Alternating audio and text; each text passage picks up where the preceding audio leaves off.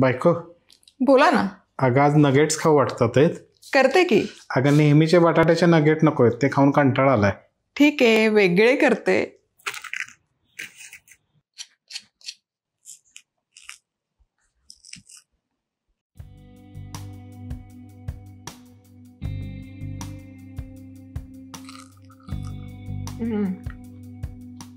रवा नगेट्स तर करूच यात, पण तुमचे ही रेसिपी प्रमाणबद्ध आणि अचूक होण्यासाठी तुमच्याकरता मी घेऊन आलेले आहे मधुराज रेसिपीचे मेजरिंग कप आणि स्पूनचा सेट. बरं, हे कुठे कसं ऑर्डर करायचे? मधुराज रेसिपी club.com नावाचं संकेतस्थळ आहे, लिंक देते खाली डिस्क्रिप्शन बॉक्समध्ये. बरं, ऑनलाईन ऑर्डर करायला त्रास होत असेल तर मग व्हॉट्सअप नंबरची लिंक देते, तिथे जाऊन फक्त ऑर्डर मेजरिंग कप इतकं टाका आणि हे मेजरिंग कप आणि स्पूनचं सेट तुम्हाला घरपोच मिळेल. बरं, लहानपणी आपण खेळायचो की नाही, माझ्या आईचं पत्र हरवलं ते मला सापडलं आणि ते मला खरंच सापडलं, ये हृदय ते हृदय, अशा या भावना तुमच्यापर्यंत पोचवायचा प्रयत्न केलाय या पत्राच्या रूपात. सो पटकन मेजरिंग कप अजून ऑर्डर केले नसतील तर नक्की ऑर्डर करा. नगेट्स करायचे आहेत आणि हे नगेट्स आहे ना, यामध्ये अजिबात बटाटा घालायचा नाही असं सांगितलं गेलं. चला तर मग आज बिन बटाट्याचे, मैदा पण न घालता, त्याला कुठलं ब्रेड क्रम्सचं पण कोटिंग न देता नगेट्स तयार करूयात. आणि विशेष म्हणजे ना, हे नगेट्स की नाही छानपैकी टिकणार. म्हणजे तुम्ही जर तयार करून डब्यामध्ये ठेवले तर साधारणपणे एक महिनाभर तरी ते टिकणार फ्रीजरमध्ये. जेव्हा हवं तेव्हा 1 तास आधी बाहेर काढून ठेवा आणि तळा. आहे की नाही मस्त रेसिपी? तर सगळ्यात आधी थोड्या भाज्या उरल्या होत्या, त्याच मी ठेवल्या, धुवून ठेवल्या होत्या. आता गाजर किसून घेते. गाजर बारीक चिरून घेतलं तरी चालेल. सो इथे अर्धा कप भाज्या मी घेते प्रमाणात. आणि आता ढोबळी मिरची, पण छोटीशी ढोबळी मिरची आहे, जितकी शक्य असेल ना तितकी एकदम बारीक चिरून घ्यायची. यातलं गर आणि बिया काढून घ्यायच्या आणि एकदम बारीक चिरून घ्यायची. सो भाज्या इथे तुम्ही तुमच्या आवडीप्रमाणे घेऊ शकता. मका घालू शकता, बारीक चिरलेला पालक घालू शकता, ज्या काही थोड्या बीन्स घालू शकता श्रावणी घेवडा. थोड्या भाज्या ज्या घरात उरल्यात ना, त्या सगळ्या भाज्या यामध्ये ढकलून देऊ शकता. चला, भाज्या इथे छान चिरून झालेल्या आहेत. तवा मी गॅसवर ठेवला होता, मोठ्या आचेवर गॅस सुरू केला. आता यामध्ये घालते 1.5 कप पाणी. आणि या पाण्यामध्ये ना आपल्याला 2-3 लसूण पाकळ्या किसून घालायच्या आहेत. लसूण पूड घातली तरी चालेल, पण मी ताजा लसूण घालते. एक 3 ते 4 लसूण पाकळ्या पुरेशा होतात. याची चव कमाल लागते, त्यामुळे लसूण घाला. लसूण पूड घाला किंवा मग असा ताजा लसूण किसून घाला, दोनही चालेल. आता यामध्ये आपल्याला घालायचे मसाले. सो मसाल्यांमध्ये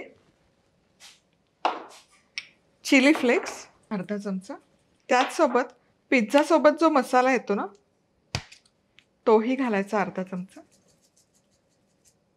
आणि मिरपूड अर्धा चमचा, आणि त्याचसोबत चवीपुरतं मीठ. आणि या सगळ्या भाज्या ज्या आपण चिरून घेतलेल्या, ढोबळी मिरची आणि गाजर मिसळून घेऊया.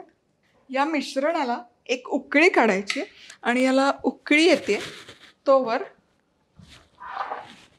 रवा, हा मोजून ठेवलेला रवा आहे, 1 कप रवा आहे. मिश्रणालाही छान उकळी आलेली आहे बघा, खूप सुंदर दिसतंय. आता गॅस मंद आचेवर करून घ्यायचा आणि हा सगळा रवा एका वेळेसच यामध्ये घालून घ्यायचा. आणि रवा घातला की हे पटकन आहे ना मिसळून घ्यायचं, जेणेकरून रव्याच्या गुठळ्या नाही राहायला पाहिजे. काय सुरेख दिसतंय मिश्रण. गॅस अगदी मंद आचेवर ठेवूनच यामध्ये रवा घातला होता. रव्याच्या अजिबात गाठी किंवा गुठळ्या झाल्या नाही पाहिजे. आता हे असं एकजीव करून घ्यायचं मिश्रण, खूप शिजवायचं नाही. एक रवा घातल्यावर 2च मिनिट त्याचा असा गोळा तयार करायचा. चला तर मग हे मिश्रण तयार आहे. कणकेचा गोळा कसा आपण तयार करतो तसं हे तयार झालंय. आता हे मिश्रण गरम गरम असतानाच तव्यातून बाहेर काढून घेऊयात आणि हलकंसं कोमट करून घ्यायचं. हे मिश्रण हलकंसं कोमट आहे. आता कोमट असतानाच हाताला थोडं तेल लावून घेतलंय मी. हे आता आपल्याला मळून घ्यायचं. पुन्हा एकदा जरा एकसंध करून घ्यायचं. चला, आता हे एकसंध झालं की याचे एकतर लहान लहान वडे करू शकता किंवा हे असे गोल गोल वडे पण करू शकता. पण आता आपल्याला करायचे नगेट्स. मी याला नगेट्सचा आकार देते.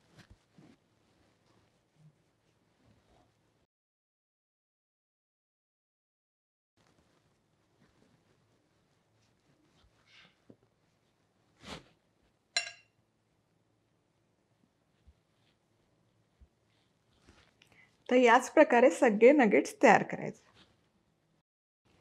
चला, इथे नगेट्स तयार आहेत आणि तेलही कढईमध्ये गरम करायला ठेवलेलं आहे. आता कढई म्हणजे जेव्हा आपल्याला नगेट्स तळायचे आहेत ना, तर नगेट्स तळताना कायम मोठ्या आचेवर तळा आहे. कारण काय होईल, मंद आचेवर जर तळत बसला ना तर ते फुटायची शक्यता आहे. त्यामुळे बघा, मी मोठी आचच ठेवली आहे आणि यामध्ये आता हे तळून घेऊयात. नगेट एक एक सोडूयात. कढईत सोडलं की ढवळायची वगैरे अजिबात गडबड करायची नाही. एखाद मिनिटभर व्यवस्थित ते तळून जाऊ देत आणि मगच त्याला ढवळूयात. आता मिनिटभर झाले ना की आता हे छान असे सुट्टे करून घेऊयात. हे बघा,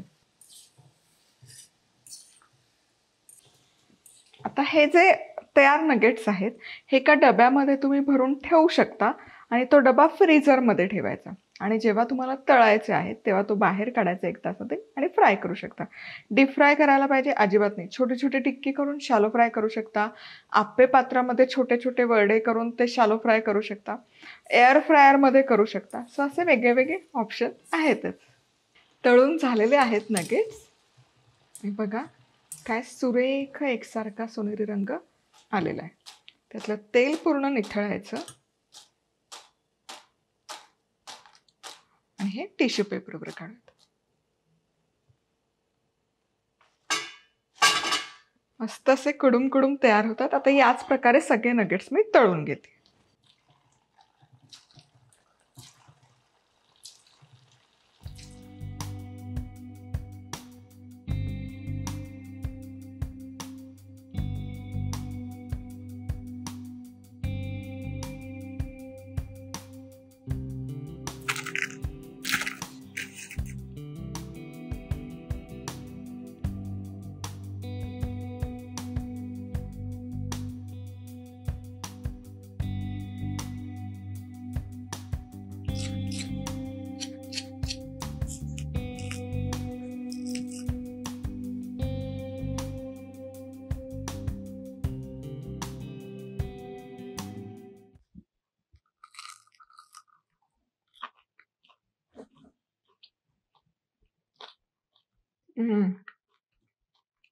नगेट्स कमाल दिसतात. आता जे आपण प्रमाण घेतलंय 1 कप रवा आणि अर्धा कप भाज्या, यामध्ये 40 मध्यम आकाराचे नगेट्स बरोबर तयार होतात. आणि त्याच सोबत वजनी जर विचाराल तर 350 ग्रॅमच्या जवळपास भरतात. अर्धा किलो परफेक्ट करायचे असतील तर मी सजेस्ट करेल की तुम्ही 1.25 कप रव्याचा इथे वापर करू शकता. तर अशाच अचूक प्रमाणबद्ध रेसिपीसाठी पटकन लाईक, कमेंट आणि सबस्क्राईब करा. पुन्हा भेटूयात. तोवर मस्त राहा, खुश राहा, आनंदी राहा आणि सगळ्यात महत्त्वाचं खात राहा.